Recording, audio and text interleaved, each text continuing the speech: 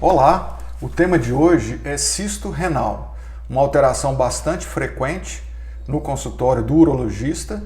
Normalmente o paciente procura o médico ou é encaminhado por alguma alteração no exame de imagem, ultrassom, tomografia, e o cisto pode ser classificado em simples e em complexo. O cisto complexo é aquele que tem alguma calcificação ou tem septos ou áreas sólidas avaliadas pela tomografia, e nessa situação ou tem que ser acompanhado mais rigorosamente e eventualmente, a depender da classificação desse cisto complexo, submetido a uma cirurgia para retirada.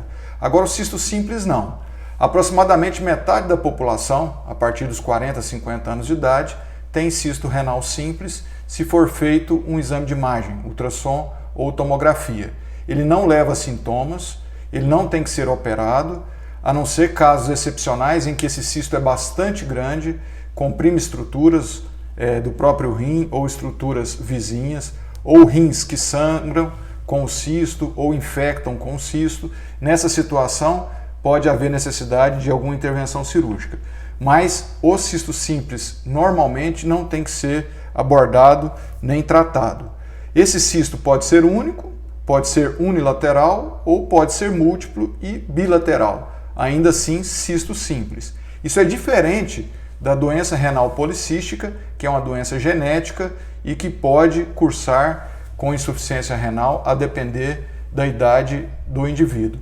O cisto acontece em indivíduos em qualquer idade, mas é mais comum nos indivíduos quanto mais velhos são. Então, um indivíduo de 70, 80 anos, ele tem muito mais chance de ter um cisto renal simples do que uma criança. Outra situação é relacionada aos pacientes que são dialisados. Eles também podem evoluir com cisto renal simples adquirido ou doença cística renal relacionada ao procedimento de diálise por insuficiência renal. Então, esse tema é importante porque muitas vezes o paciente procura o urologista com essa alteração, sem nenhum sintoma, ou relaciona a dor lombar, que não tem nada a ver com rim, por conta desse cisto. Esse cisto ele é assintomático, ele é silencioso.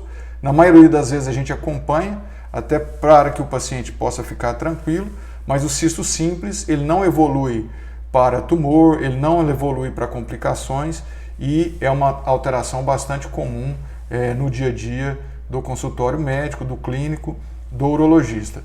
Essas informações são importantes para os pacientes, para a população em geral, tendo o cuidado sempre de levá-la com o mínimo de informações com rigor científico, porém é dedicada ao público leigo, à população em geral.